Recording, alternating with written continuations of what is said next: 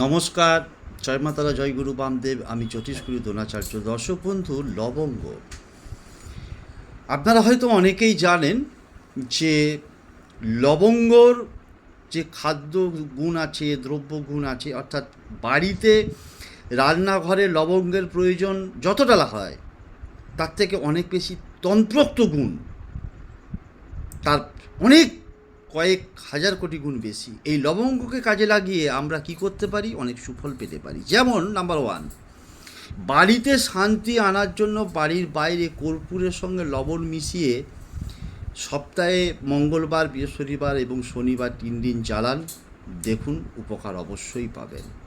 number 2 হচ্ছে সব রকমের সমস্যা থেকে মুক্তি পেতে মহাদেবকে